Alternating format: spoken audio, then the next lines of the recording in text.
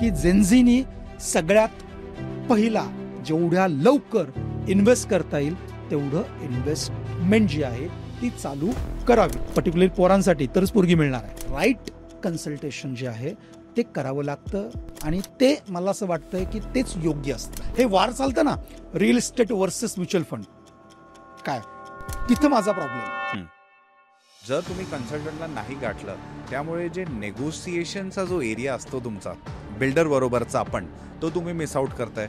So this is a right time. ह्या रोडच्या आसपास जिथं जिथं तुम्ही इन्व्हेस्ट कराल तिथे आता तुम्हाला ॲप्रिसिएशन जे आहे ते चांगलं मिळू शकतं. आणि आत्ताच्या मुलांमध्ये हा सगळ्यांना हा प्रश्न माझ्यामध्ये पडलेलाच आहे की यार ते EMIचं बर्डन घेण्यापेक्षा आपलं मस्तपैकी भाड्याच्या घरात राहू, आयुष करू आणि नंतर जेव्हा बघू पुढं काय करायचं ते.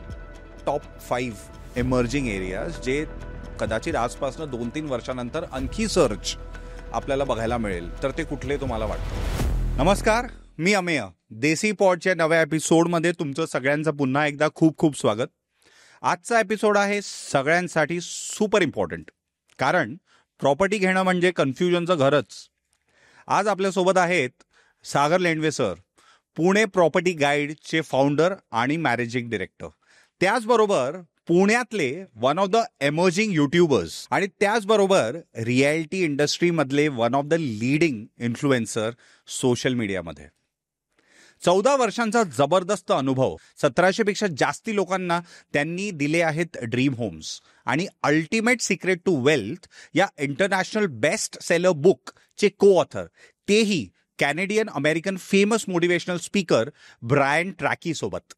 आज आपण बोलणार आहोत त्यांच्याबरोबर प्रॉपर्टीच्या निगडीत छोट्या छोट्या गोष्टींबद्दल. बरेचसे इश्यूज येत असतात लोकांच्या मनात.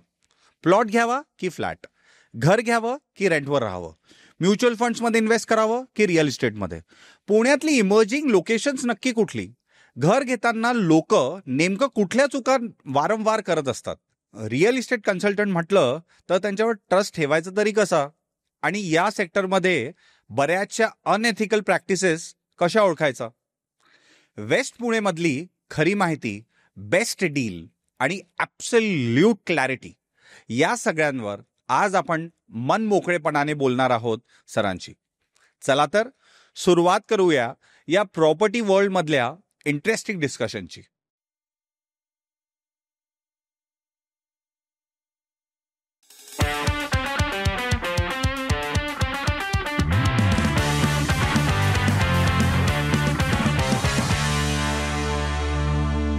सागर sir, welcome to Desi pod.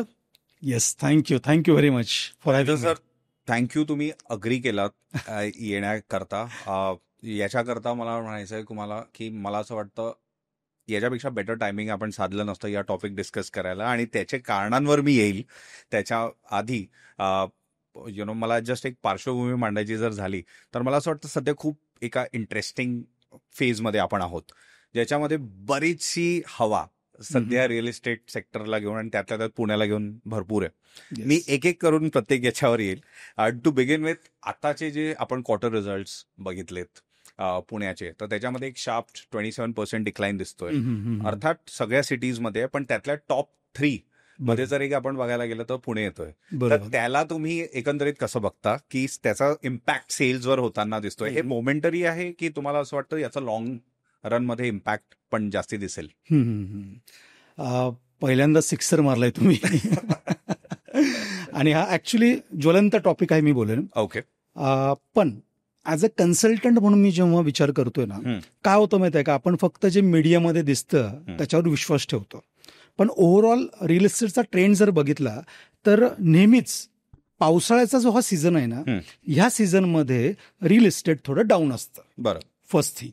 Okay.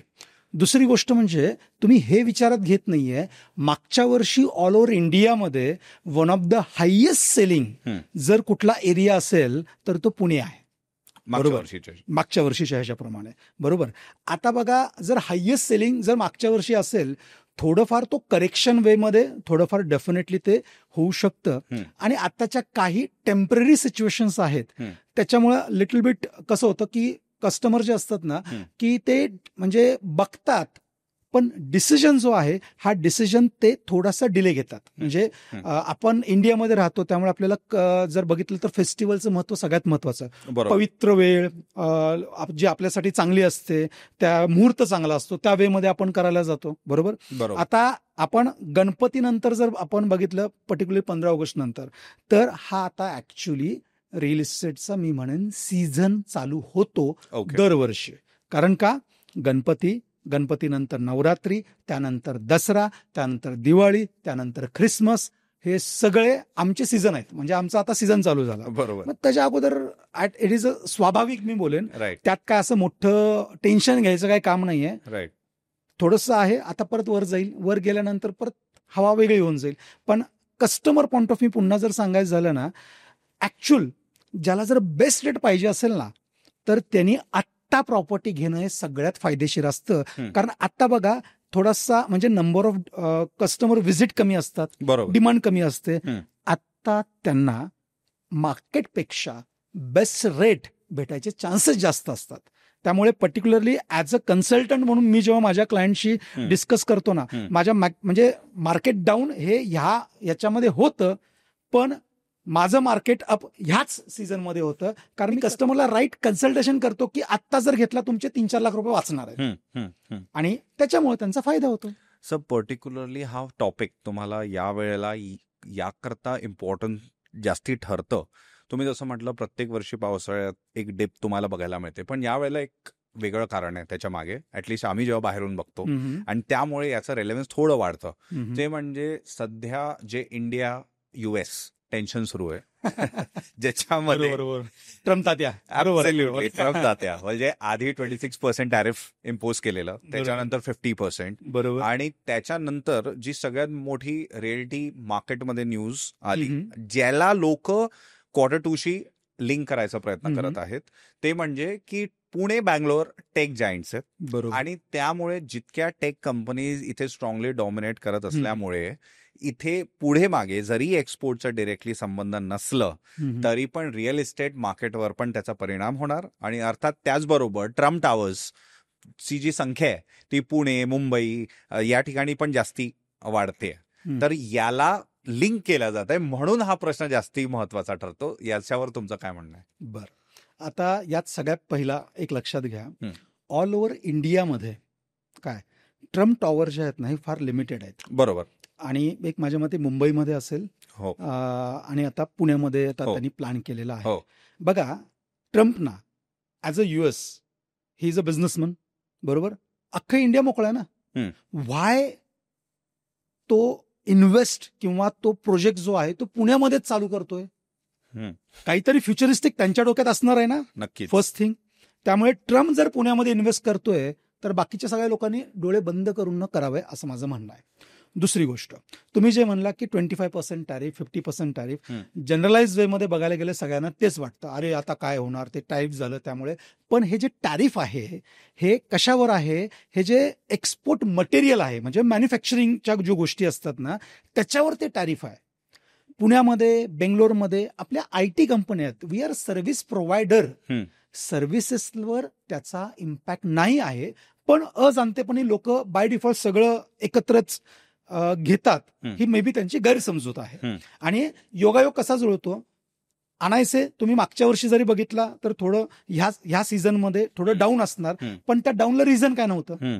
आता अचानक ते रिझन असल्यामुळे ते रिलेट केलं जातं, पण त्या दोन्ही गोष्टीचा माझ्या पॉइंट ऑफ व्ह्यू काहीही संबंध नाही आहे. सो पण आता जसं तुम्ही म्हटलं की स्पेशली एक फॅक्टर तुम्ही जसं म्हटलं की ट्रम्प टावर्स जर पुण्यामध्ये इन्व्हेस्ट करतोय तर बाकी लोकांनी इन अ वे ते सॉर्ट ऑफ अशुरन्स त्यांना पण आहे की तुम्ही पण करू शकता. तर मला त्यालाच घेऊन म्हणजे त्याच्या पुढे एक मला विचारायचं आहे की जेव्हा इंडिकेटर्स असतात लोकांकरता की यार या ठिकाणी ना करायला पाहिजे की नाही, फसवणूक होते किंवा इथे, कारण बरेचसे गोष्टी लोकांच्या डोक्यात असतात हे करत असताना, तर हा खूप मोठा क्रायटेरिया असायला पाहिजे की यार इथे मोठ्या कंपनीज येतात तर त्याच्यामुळे तुम्ही इथे बिंदास इन्व्हेस्ट करा याच्याकरता. कारण सर जसं तुम्ही कन्सल्टंट बिझनेसमध्ये आहात आणि कन्सल्टन्सी तुम्ही इतक्या वर्षांपासून देताय, बरेचसे लोक बऱ्याच वेगवेगळ्या गोष्टी बऱ्याचशा एरियाबद्दल वेगवेगळ्या पॉइंट ऑफ व्ह्यूने बोलत असतात. बरोबर. तर अशा कॉम्प्लेक्स सिटीमध्ये जो कन्झ्युमर असतो तो खूप कन्फ्युज असतो. बरोबर. तर मग जेव्हा एखाद्या ट्रम्प टावर सारखी कंपनी येते किंवा मोठ्या कंपनीज येतात, तर can that be a strong indicator की बाबा बाकी सगळं जाऊ द्या, हे लोक करत आहेत तर तुम्ही पण करा. बरोबर. आता याच्यावर ना एक म्हणजे मी जे बॅकएंडला म्हणजे माझा पॉइंट ऑफ व्ह्यू तुम्हाला सांगतोय, तो बिलकुल. लक्षात घ्या तुम्ही. बिलकुल. काय होतं, मी इंडिव्हिज्युअली इन्व्हेस्ट करतो ना ऍज अ मी पर्सन, तर माझ्याकडे सोर्सेस काय आहेत? मीडिया आहे, हो, आमच्यासारखे कन्सल्टंट आहेत, माझे मित्र परिवार आहे, किंवा डायरेक्टली जिथे मी जाईन तिथले जे सेल्स पर्सन आहेत ते आहेत. बरोबर. ओके. याच्याशिवाय वेगळं काय? अजून मी चला आर्टिकल वाचतोय ते असं. जास्तीत जास्त ते. पण जेव्हा कुठली मोठी कंपनी, ती पण रिअल इस्टेटची कंपनी, ती जेव्हा पर्टिक्युलरली एक लोकेशन चेक करते आणि ते अनाऊन्स करते, त्याच्या मागं त्यांचा प्रॉपर स्टडी जो आहे ना, तो फार ह्यूज लेवलला झाला असतो. काय, आणि तेवढे त्यांच्याकडे पैसे पण असतात, इन्व्हेस्टमेंट तेवढं त्यांचं ह्यूज असतं ना. म्हणजे आता ट्रम्प टॉवर येणार म्हणजे कमीत कमी ते 1,000-1,500 करोडची व्हॅल्यू घेऊन येणार आहे ते. त्यामुळे त्या लेवलला त्यांचं बॅकएंड लिगल असेल, मार्केट रिसर्च, सगळ्या गोष्टी त्या क्लिअर असतात. त्यामुळे अशा काही गोष्टी आहेत ना, आपल्याला ते इंडिकेटर बाय डिफॉल्ट आहेत. तेवढे पैसे मला खर्च करायची गरज नाही, माझ्या ऐवजी त्या ट्रम्प तात्याने केला खर्च, मी फक्त त्याचा फायदा उचलतोय. पण लोकांना काय वाटतं माहिती आहे का, असं एक असतं ना की अर्ध्या हळकुंडाने पिवळवणं, तो प्रकार असतो ना, की बाबा ते आले, न्यूज आली, माझा रेट लगेच वाढला. रिअल इस्टेट हे शॉर्ट टर्म गेम नाही आहे, आणि ज्यांना शॉर्ट टर्म गेम खेळायचा आहे, माझं पर्सनल मत आहे, त्यांनी कृपया रिअल इस्टेटमध्ये येऊ पण नका, फसाल. कारण त्याचा गैरफायदा घेऊन फसवणं लोक जास्त आहेत. बरोबर. पण लॉंग टर्मली तुम्ही जर विचार केला, रिअल इस्टेट सारखा स्टॅबिलिटी आणि लॉंग टर्म पैसा तुम्हाला गॅरंटी देऊन सांगतो, कुठलीही अदर रिसोर्सेस देऊ शकत नाही, नाही, नाही, फक्त लॉंग टर्म. तुम्ही याच्यावर सध्या एक खूप आपण म्हणतो ना इंटरनेटवर सगळ्यात सर्च वर्ड्स, तर त्याच्यामध्ये खूप मोठे सर्च टर्मिनॉलॉजी जी रिअल इस्टेट बद्दल सध्या वापरली जाते. कारण ट्रेडिशनली रिअल इस्टेट फेवरेट राहिलंय लोकांसाठी इन्व्हेस्ट करण्याकरता. पण ज्या प्रकारे सध्या बऱ्याच लोकांची फसवणूक होते आणि इतर गोष्टी बघायला मिळत आहेत, तर रिअल इस्टेट लँडमाईन आहे की गोल्ड माईन आहे? ऍक्च्युली ते कसं आहे, जर मी long term point of view विचार करत असेल काय, आणि माझ्याकडे पेशन्स असेल, तर ती गोल्ड माईन आहे. आणि मी जर शॉर्ट टर्म खेळायचा प्लॅन करतोय, तर मे बी त्याच्यासाठी लाईनमॅन होऊ शकते. राईट. ऍक्च्युली म्हणजे तो पर्पज तुमचं बेसिकली ऑब्जेक्टिव्ह काय आहे, that decides. Sir, me direction थोडं चेंज करतो आपल्या कॉन्व्हर्सेशनचं, आणि परत जे सध्या डेव्हलपमेंट्स घडले त्याच्याशीच रिलेटेड पुढचा प्रश्न आहे. रिसेंटली पुण्यातले पालकमंत्री, आपले उपमुख्यमंत्री पुण्यात येऊन गेले आणि त्यांनी हिंजेवाडी परिसराचा, उपमुख्यमंत्री 2 आहेत, अजित दादा पवार बोला, पुण्याचे पालकमंत्री येस येऊन गेलेत. आणि हिंजेवाडी परिसरामध्ये जे त्यांचा एक व्हिडिओ व्हायरल गेला, त्यामध्ये क्लिअर त्यांनी स्पष्टपणे जे तिथले लोकल ऑफिशियल्स, ब्युरोक्रॅट्स होते त्यांना सुनावलं, ज्यामध्ये बोलले की 800 कंपनीज एकंदरीत पुणे सोडून बँगलोर आणि हैदराबाद सारख्या सिटीजमध्ये शिफ्ट व्हायचं बघतायत. तर हा प्रश्न याकरता तुम्हाला विचारतोय मी, कारण याचा कुठेतरी रिअल इस्टेटशी जो संबंध आहे तो असा एस्टॅब्लिश होतो. जर आपण हिंजेवाडीला IT हब म्हणून बघतो, पुणे ॲज अ सिटीला म्हणून बघतो, जर IT हबच नाही राहणार, तर त्या केसमध्ये जो पोटेन्शियल इन्व्हेस्टर आहे, पोटेन्शियल बायर आहे, तो का म्हणून पुण्याला किंवा हिंजेवाडीला मायक्रो मार्केटला ॲज अ हॉटस्पॉट म्हणून बघणार? त्याकरता हा प्रश्न जास्त रेलेव्हंट ठरतो. याला तुम्ही कसं बघता? तुमचा पॉइंट ऑफ व्ह्यू बरोबर आहे, पण याच्यामध्ये थोडीशी तुम्ही जर प्रॉपर बॅकग्राऊंड लक्षात घेतलं, तर अजितदादा हे पालकमंत्री आहेत, फर्स्ट थिंग. सेकंड थिंग, त्यांनी हे स्टेटमेंट जे आहे हे कुठेही ऑफिशियली दिलेलं नाहीये. हे जस्ट कसं आहे की गाडीमध्ये ते बसले होते, सरपंच साहेब तिथे आले आणि ते बोलता बोलता रागाच्या आवेशामध्ये इमोशनली हे वक्तव्य त्यांनी केलेलं आहे. जसं आपण पालकमंत्री आहेत ना, आपण लहानपणी जे आहेत ना, तेव्हा आपले आई वडील आपल्याला बोलायचे, हा तू हे कर नाहीतर भूत येईल. याचा अर्थ खरंच भूत येत होतं का? नाही. ही एक फक्त भावना होती की ह्या गोष्टी ज्या आहेत ना, की त्या लोकांनी प्रॉपर वे मध्ये कराव्या. बरोबर. त्यामुळे यामध्ये ऑफिशियली जर बघायला गेलं, मी डेटाही चेक केला, टेक्निकली काही अंशी हम्म. हे मी म्हणेन की बरोबर पण आहे. हम्म. कारण 37 कंपनीज ज्या आहेत ना, या हिंजेवाडी सोडून दुसरीकडे गेलेल्या आहेत. हम्म. पण त्यांची कारणं वेगळी वेगळी आहेत. बरं. फक्त हेच कारण नाहीये. पण आपण जर ट्रॅफिकचा इश्यू हिंजेवाडीला आहेच, बाकी तिथे काही 2-3 गोष्टी पण चुकीच्या होत्या त्या आहेत. त्याच्यामुळे ते उद्वेगानं काढलेलं वक्तव्य आहे की बाबा तुम्ही आता तरी सुधरा, सगळ्या गोष्टी व्यवस्थित करा, नाहीतर कंपन्या निघून जाऊ शकतील. ही भीती आहे. पण मला असं वाटतंय हे त्यांनी बोलल्यानंतर प्रशासन पण ऍक्शन मोडला आलेलं आहे. आणि त्यांनी पण आता माझ्या मते रस्ते मोठे करण्यासाठी म्हणजे पीसीएमसी असेल, त्यांनी जबरदस्त लेवलला काम चालू केलेलं आहे. त्याच्यावर ऍक्शन फास्ट होते आहे. आणि जस्ट आता रिसेंटली अजितदादांचं पुन्हा एकदा स्टेटमेंट होतं की हिंजेवाडी ही नवीन कॉर्पोरेशन मध्ये सुद्धा ते करायचं प्लॅन करतात. आणि एकदा कॉर्पोरेशन झाली की इन्फ्रा डेव्हलपमेंट सुपर फास्ट लेवलला ही होणारच होणार आहे. फक्त अगेन पेशन्स. म्हणजे आत्ता बोलल्याने उद्या झालं असं आहे का? नाही. पण एक लक्षात घ्या, तुम्हाला आत्ता ही सिच्युएशन आहे म्हणून मे बी हिंजेवाडीला आत्ता पकडा प्रॉपर्टी आपल्याला एक्स रेटला मिळते, तेव्हा एक आपण पकडू 2-3 वर्षामध्ये डेव्हलपमेंट झाली सगळी. What do you think? ती प्रॉपर्टी तुम्हाला जी आत्ता भेटली त्याच रेटला 2-3 वर्ष मिळू शकते का? नाही. So that is a time, किंवा त्याला मी बोलू शकेन की अपॉर्च्युनिटी कॉस्ट आहे, तो इंडिकेटर आहे. तो विचार करून तुम्ही जर आत्ता इन्व्हेस्ट केला then it will be great in future point of view. त्यामुळे माझा एक स्पेशल पेटेंटेड डायलॉग आहे. रिअल इस्टेटमध्ये 3 गोष्टी सगळ्यात महत्वाच्या आहेत. First is a time, second is a time, and third is a again time. त्या टायमिंगमध्ये आपण जर इन्व्हेस्ट केलं ना तर you can get a best rate, best property, best location, best builder. पण इथं थोडंफार जरी आपण वर खाली केलं तर कुठं ना कुठेतरी आपल्याला ऍडजस्टमेंट करावी लागते. राईट. सो तुम्ही टाइम बद्दल बोललात, तर मला आता तुम्हाला विचारायचं की तुम्ही तर थोड्या वेळ आधी म्हटलात की this is the best time to invest, जर किंवा एखादी प्रॉपर्टी वगैरे घ्यायची झाली असली तरी. आणि तुम्ही आता हिंजेवाडी परिसर बद्दल पण तुम्ही स्पष्टीकरण दिलं. पण मला विचारायचंय इन्व्हेस्टच्या दृष्टिकोनातनं आता जर मी मेट्रो इन्फ्रास्ट्रक्चर असा बिल्ड होतोय, मध्ये एक रिपोर्ट आम्ही रिसर्च करताना वाचली ज्याच्यामध्ये 40% सर्ज होतोय मेट्रो जी शिवाजीनगर ते हिंजेवाडी त्याचं काम सुरू आहे त्याच्यामध्ये. तर हे सगळं करत असताना जर या मेट्रो कॉरिडॉर बद्दल मी स्पेशली याचा उल्लेख या करता करतोय कारण कदाचित ती सगळ्यात जास्त युसेज मध्ये असणार from a user point of view. बरोबर. तर मी या एरियाजच्या दृष्टिकोनातनं जर मी तुम्हाला विचारले टॉप 5 एमर्जिंग एरियाज जे कदाचित आजपासून 2-3 वर्षानंतर आणखी सर्च आपल्याला बघायला मिळेल, तर ते कुठले तुम्हाला वाटतात? बरं. आता ह्याच्यामध्ये आता लेटेस्ट अजून एक न्यूज मी तुम्हाला देतो. बरं. काय की हिंजेवाडी शिवाजीनगर ते तर चालूच आहे, पण आत्ता जस्ट म्हणजे कालचीच न्यूज आहे, निगडी ते चाकण व्हाया निगडी, मुकाई चौक, पुनावळे, ताथवडे, भूमकर चौक आणि त्यानंतर मग नाशिक फाटा तिकडे करत चाकणकडे हा पण रूट सँक्शन झालेला आहे.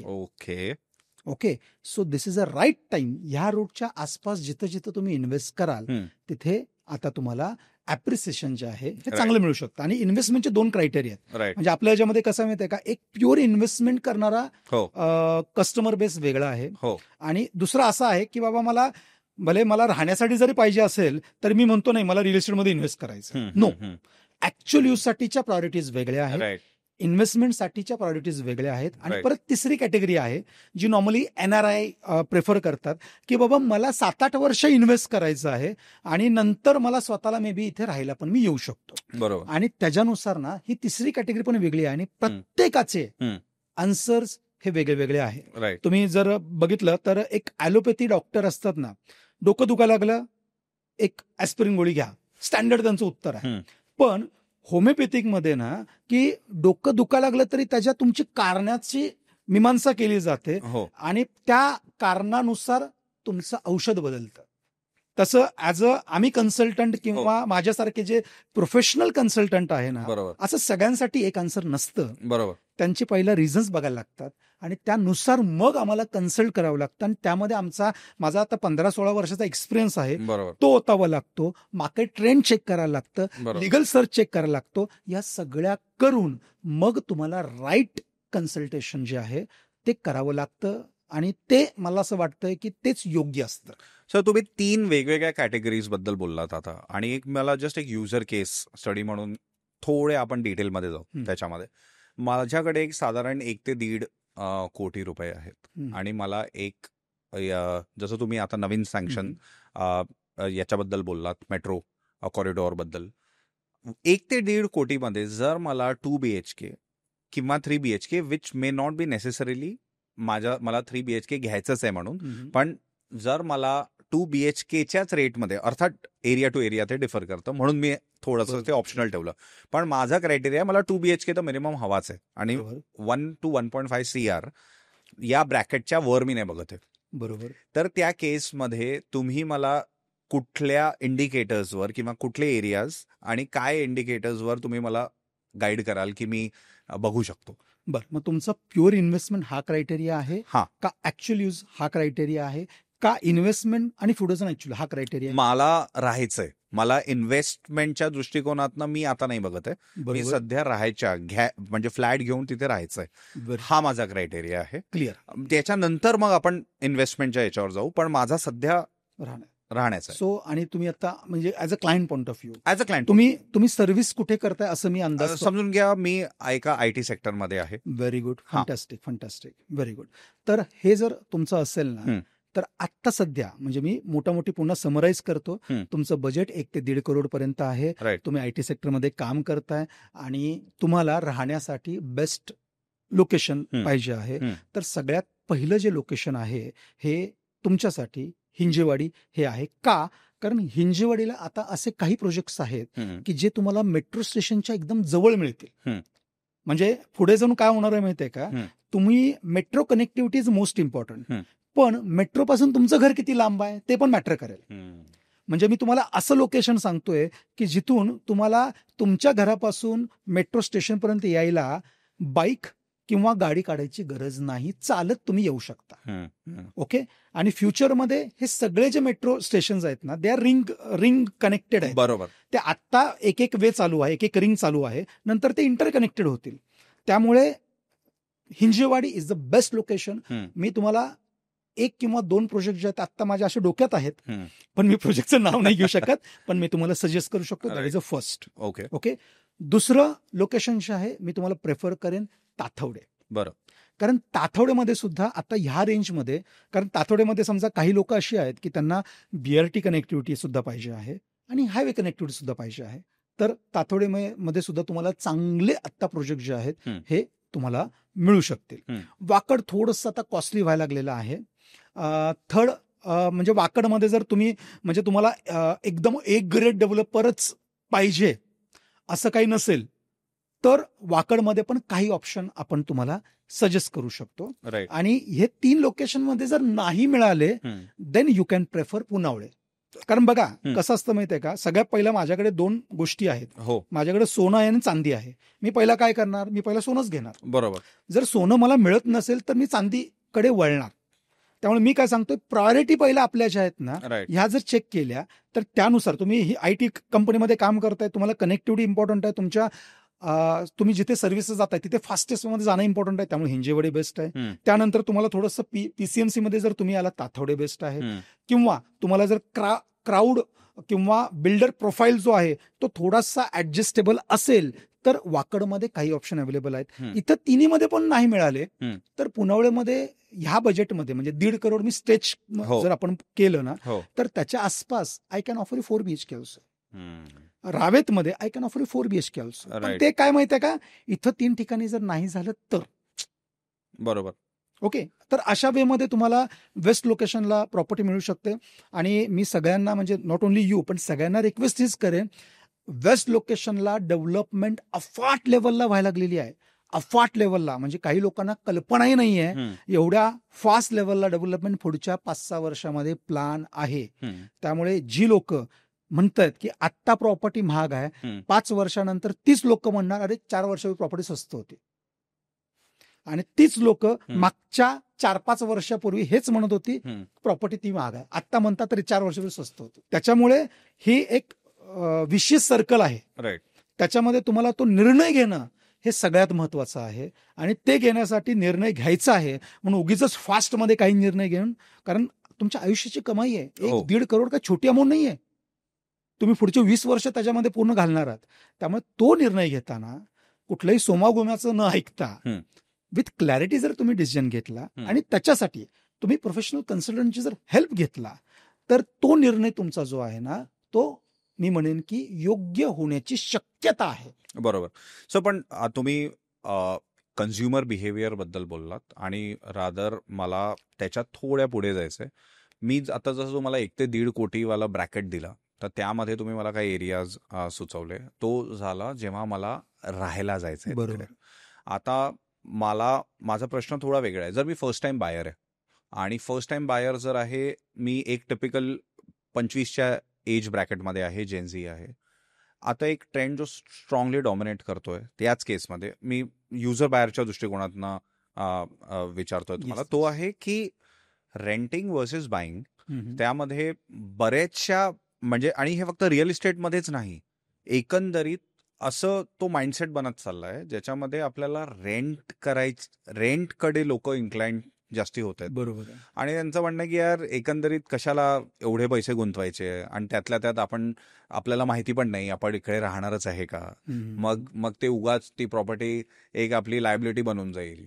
तर मग त्या केसमध्ये जाऊ दे, त्यापेक्षा बेटर आहे मग की मी जर लोन मी उचलणारच आहे बँकेतनं 20 वर्षांसाठी 30 वर्षांसाठी, कशाला अडकवून घ्यायचं, कशाला कमिटमेंट. सो बेसिकली हा commitment Phoebe sort of culture आहे, ज्यामुळे हा ट्रेंड सॉलिड डॉमिनेट करतोय माइंडसेटच्या दृष्टिकोनात. तर तुम्हाला काय दिसतं की हा जो ट्रेंड आहे हा मोमेंटरी आहे की दिस इज समथिंग जे पुढचा जो बाईंग बिहेवियर पॅटर्न आहे तो लॉंगर रन मध्ये इम्पॅक्ट करणार? सर, एकदम सिक्सर मारले तुम्ही. Great question. आणि आत्ताच्या मुलांमध्ये हा सगळ्यांना हा प्रश्न माझ्यामध्ये पडलेलाच आहे की यार ते EMIचं बर्डन घेण्यापेक्षा आपलं मस्तपैकी भाड्याच्या घरात राहू, आयुष करू, आणि नंतर जेव्हा बघू पुढं काय करायचं ते. पण ह्यात एक गोष्ट लक्षात घ्या, लोकांना म्हणजे पर्टिक्युलर मी पालकांसाठी सांगतोय, मुलांना जेवढ्या लवकर त्यांच्या डोक्यावर थोडंसं लोनचं ओझं टाकाल ना, तेवढं ते डिसिप्लिनही जास्त होतील. पहिली गोष्ट. दुसरी, स्टॅबिलिटी जी आहे ही स्टॅबिलिटी तेवढीच महत्वाची. आत्ता कंडिशनमध्ये मुली कमी व्हायला लागल्यात. आता सगळीकडे सोसायटीला नॉर्मच झालाय ना की बाबा तुझं घर आहे का, घर असेल तर मी मुलगी देतो. मग त्यावेळी काय करणार आहे, मग ऐन टायमाला पळापळ होऊन जाते. बरोबर. त्यामुळे ते जेवढं लवकर असेल, टाइम अपॉर्च्युनिटी कॉस्ट आहे, त्यांना तेवढ्या कमी बर्डनमध्ये त्यांचं घर होऊ शकतं. आणि घर होणं याचा अर्थ असा नाही आहे मला पहिल्याच इन्व्हेस्टमेंटमध्ये मला 3 BHK स्पेशियस पाहिजे असं. अरे बाबा, पहिल्या सुरुवात करा तुम्ही. ओके. आणि तिसरी एक मला चांगली गोष्ट काय आहे बघा, पहिल्या रिअल इस्टेटमध्ये तुम्ही रेसिडेन्शियल पर्टिक्युलरली आपण जेव्हा इन्व्हेस्ट करत होतो ना किंवा आपण पैसे टाकत होतो ना, फक्त काय व्हायचं, बाबा मी रिअल इस्टेटमध्ये टाकले. पण आता RBIच्या नॉर्म्स झालेले आहेत, बँकेच्या नॉर्म्समुळे ना तुम्हाला प्रॉपर्टी तुम्ही कुठलीही घेता तेव्हा त्या प्रॉपर्टीवर लोन जे आहे हे कंपल्सरी असतं. आणि लोनसाठी त्यांना इन्शुरन्स घ्यावा लागतो.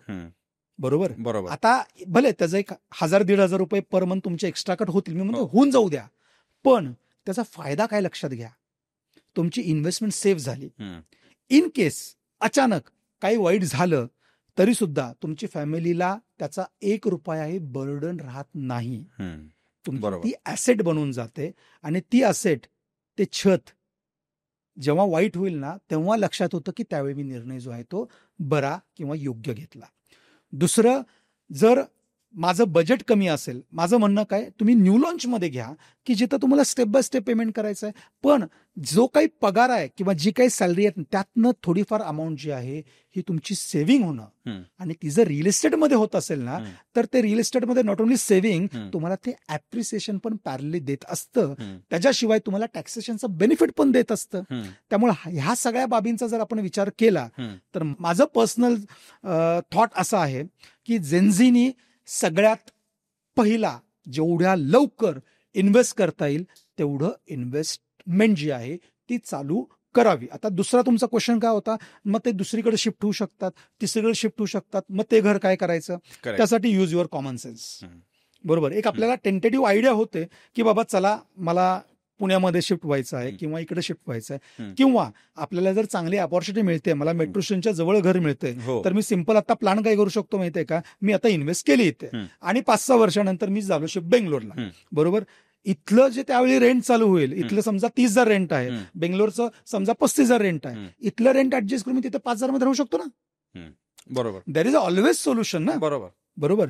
पण बेंगलोरमध्ये तुम्ही शिफ्ट झाला, ह्याची काय गॅरंटी आहे की बेंगलोरमध्ये पण तुम्ही आयुष्यभर राहणार आहे? नाही, अशुरन्स बरोबर. किंवा गॅरंटी जेव्हा झाली, इथला विका आणि तिकडे घ्या.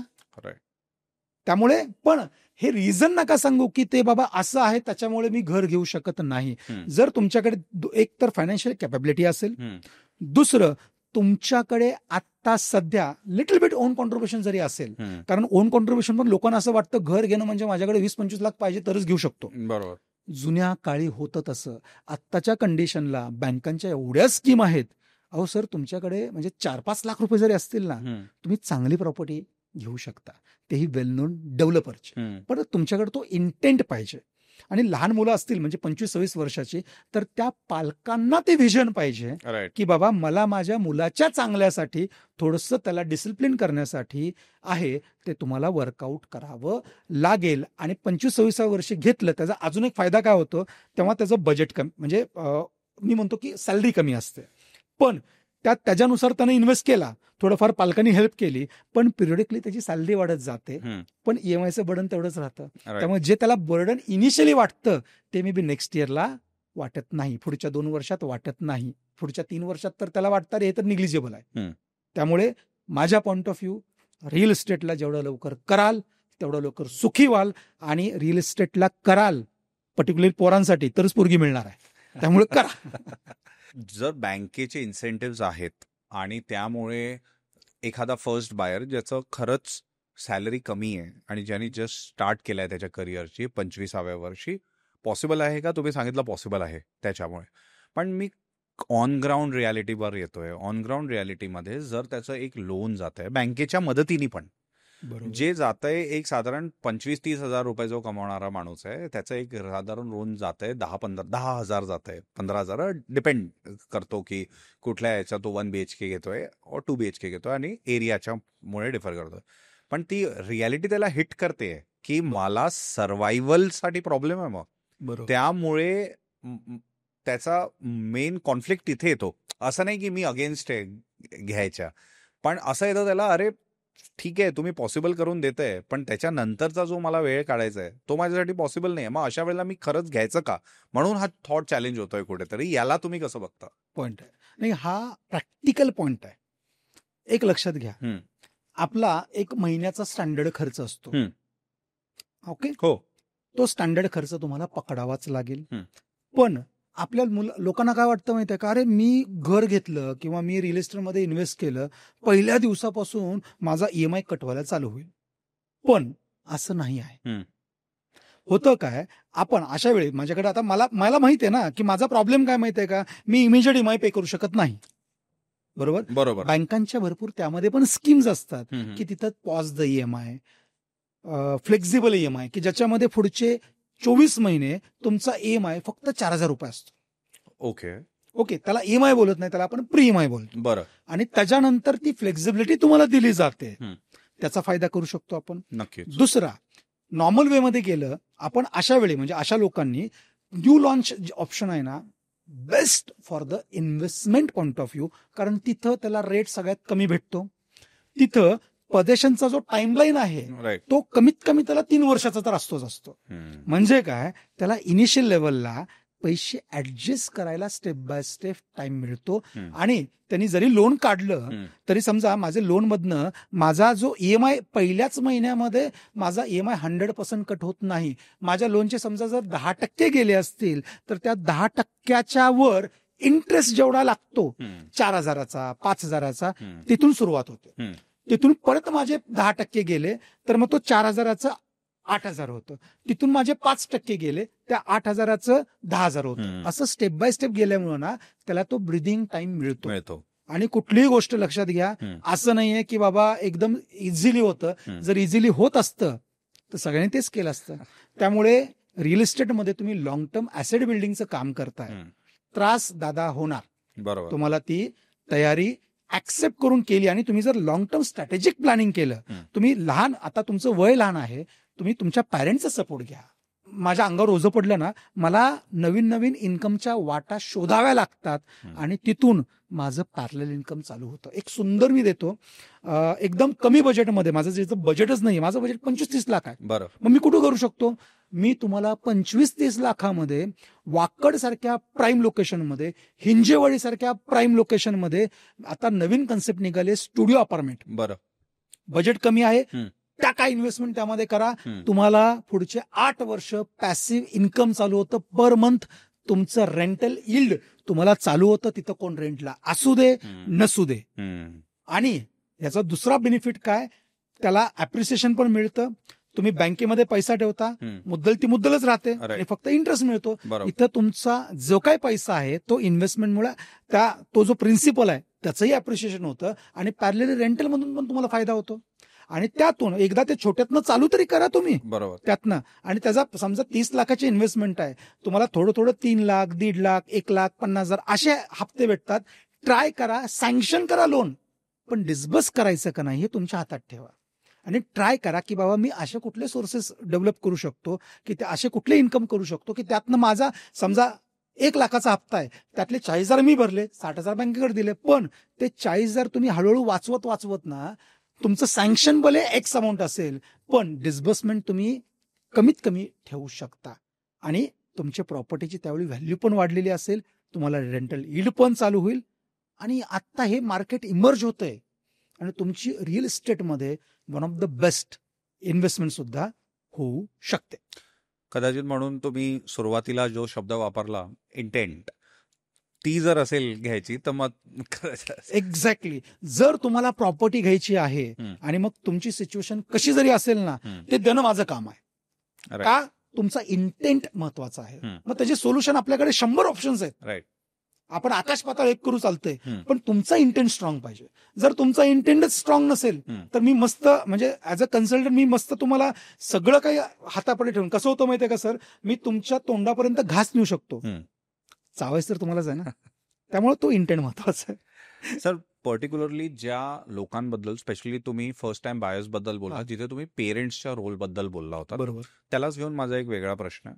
तो म्हणजे बरेच लोक, मी फक्त असं नाही की फर्स्ट टाइम बायर बद्दल बोलतोय, पण एक एकंदरीत आता जेव्हापासून म्युच्युअल फंड्स ह्या सगळ्या गोष्टी आल्यात, तर त्यामध्ये हा चॅलेंज, ट्रेडिशनली रिअल इस्टेट जो एक खूप मोठा फॅक्टर किंवा खूप मोठा सोर्स असायचा जिथे लोक गुंतवायचे पैसे, आता तो चॅलेंज व्हायला लागलाय.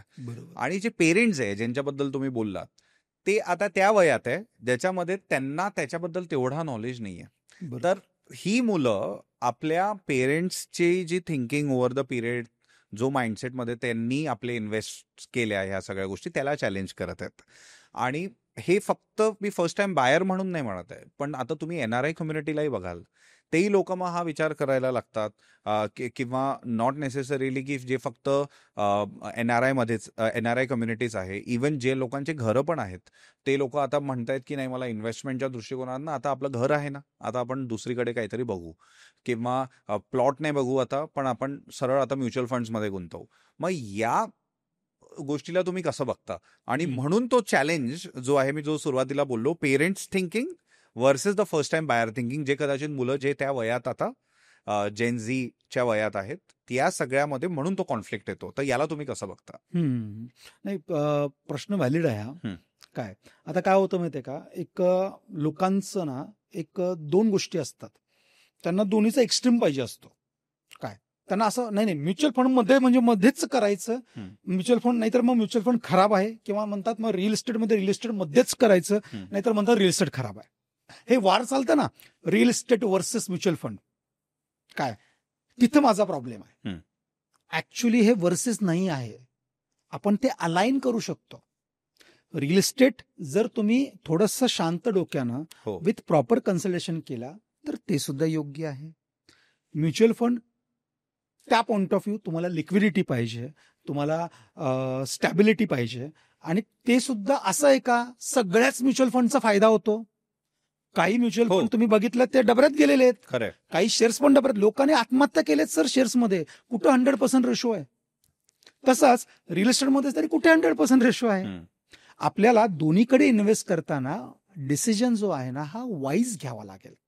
माझं म्हणणं काय माहिती आहे का, आपली आत्ताची long term point of view जर क्रायटेरिया असेल तर long term point of view real estate तुम्हाला स्टॅबिलिटी जास्त देईल. एक म्हण आहे बघा, don't put all eggs in one bucket. बरोबर, आणि हे फॅक्ट आहे. मग त्यामुळे तुम्ही रिअल इस्टेटमध्ये मे बी तुमचं स्वतःचं घर झालं, त्यानंतर तुम्हाला जर अपॉर्च्युनिटी चांगली मिळाली, अजून 1-2 तुम्ही इन्व्हेस्ट केले, पॅरलली म्युच्युअल फंडमध्ये पण तुम्ही केलं, पॅरलली थोडं गोल्डमध्ये पण केलं, पॅरलली अजून कुठला जर तुमच्याकडे वे असेल, पण तो फक्त आंधळेपणानं करायचं नाहीये. कुठे सुद्धा विथ क्लॅरिटी करा, विथ बॅलन्स करा. पण जेवढे आतापर्यंत जे काही इन्फ्लुएन्सर्स असतील, जेवढे जे फायनान्शियल कन्सल्टंट किंवा जे सो कॉल्ड जे काही एक्सेलवर कॅल्क्युलेशन करणारे जे लोक आहेत ना, किंवा मोठी लोक आहेत ना, त्यांचं एक लक्षात घ्या, फिरून ना 80% इन्व्हेस्टमेंट तर रिअल इस्टेटमध्येच करतात. का?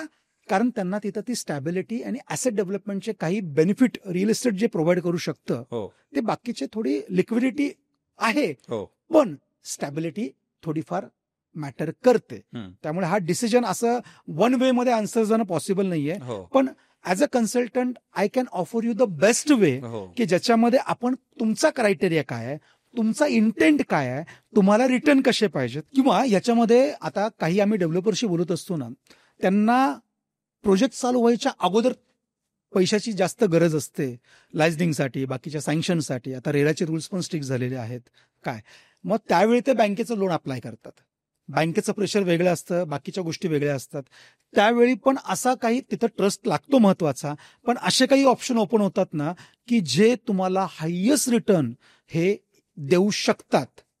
असेही काही ऑप्शन्स आहेत ते आम्ही सजेस्ट करू शकतो. पण त्यांचा ड्यू डिलिजन्स जो आहे तो लीगल क्लॅरिटी आणि डेव्हलपरचा बॅकग्राऊंड, त्याचा इंटेंट, जो इन्व्हेस्ट करणार आहे त्याचा इंटेंट, आणि सगळ्यात महत्वाचं म्हणजे त्याच्यामध्ये थोडासा इंटरनल स्टडी जो आहे ना तो स्ट्रॉंग करावा लागतो, अनालिसिस स्ट्रॉंग करावं लागतं, आणि त्याच्यानुसार आम्ही सजेस्ट करू शकतो. पण त्यामध्ये यू कॅनॉट बिलीव्ह फार चांगले रिटर्न मिळतात.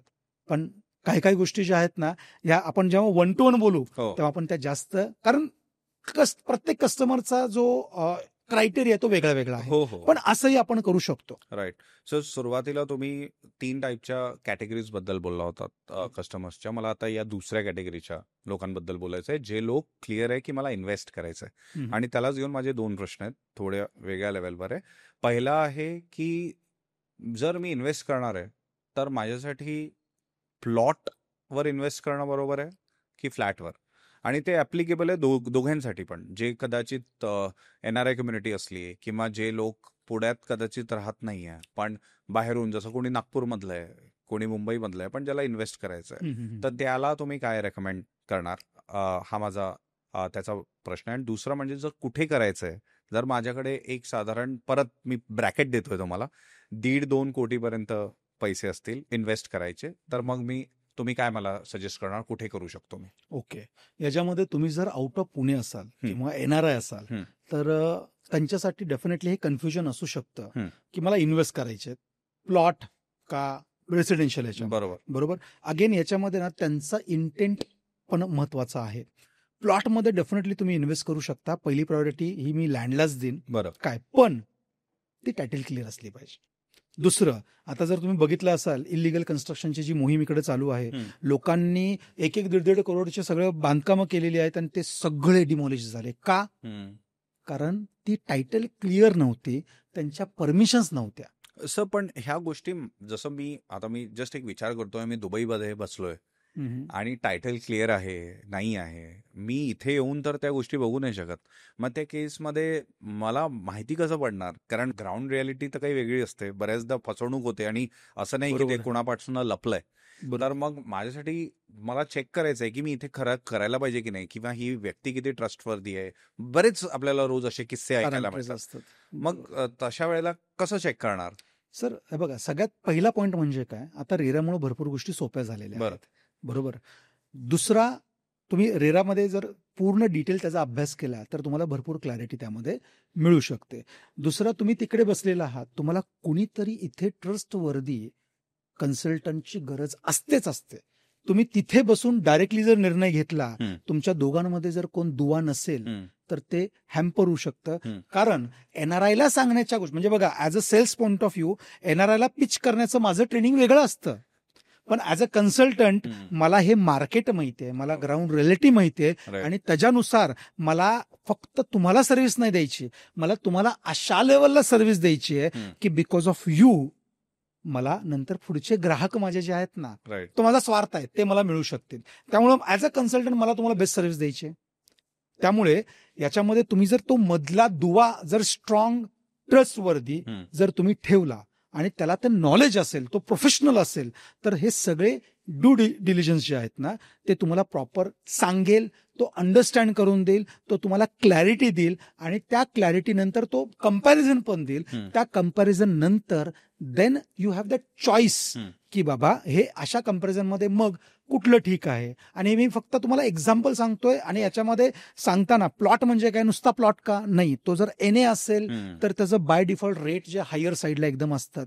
बरोबर. मग आता तुम्हाला तो एनए फक्त प्लॉट घ्यायचा आहे आणि त्यानंतर तो नंतर विकायचा आहे, असं जर तुमचं प्लॅनिंग असेल तर तुमची जी इन्व्हेस्टमेंट जी आहे तो इन्व्हेस्टमेंटचा टाइम फ्रेम मोठा पाहिजे. बरोबर. जो रिअल इस्टेटमध्ये पाहिजेच.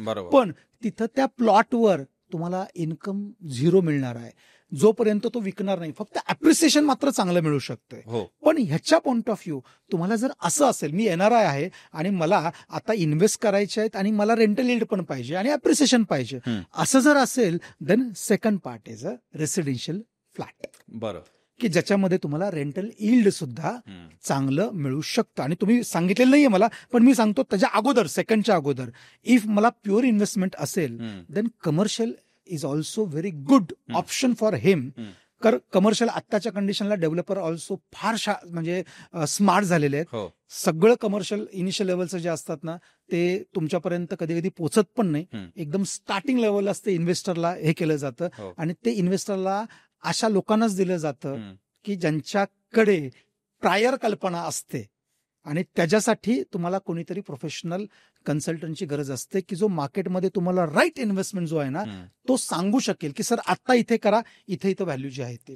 त्यामुळे फर्स्ट प्लॉट जर असेल तर second commercial and third is a residential. रेसिडेन्शियलला काय माहिती आहे का, नेहमी डिमांड चांगली असणार आहे.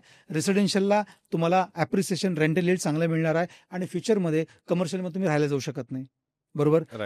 प्लॉटमध्ये डेफिनेटली तुम्ही बंगला बांधू शकता. बरोबर. रेसिडेन्शियल मध्ये तुम्ही फ्युचरमध्ये प्लॅन करू शकता की बाबा मी 8-10 वर्षानंतर मला जर राहायचं असेल तर ही प्रॉपर्टी मी ठेवू शकतो, किंवा मग 8-10 वर्षानंतर रेसिडेन्शियलला सुद्धा तुम्हाला रिटर्न जे आहेत ना हे चांगले मिळतात. तुम्ही एक पॉइंट बोललात की बरोबर कन्सल्टंट तुम्ही निवडा.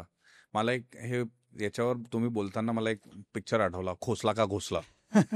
तर त्याच्यामध्ये जो खुराचा कॅरेक्टर आहे, असे बरेच खुराना मार्केटमध्ये फिरतायत, तर त्यामुळे बराचसा नेगेटिव्ह इम्पॅक्ट या कम्युनिटीला, एकंदरीत कन्सल्टंट कम्युनिटीला मिळाला आहे. Whether you like it or not, ते सत्य आहे. बरोबर. तर अशा केसमध्ये जर मी बाहेरची व्यक्ती आहे तर कुठले पॅरामीटर्स, कुठले इव्हॅल्युएशन मेट्रिक्स मी ठेवायला पाहिजे एका कन्सल्टंटला अप्रोच करताना आणि मग त्याला लॉक करताना?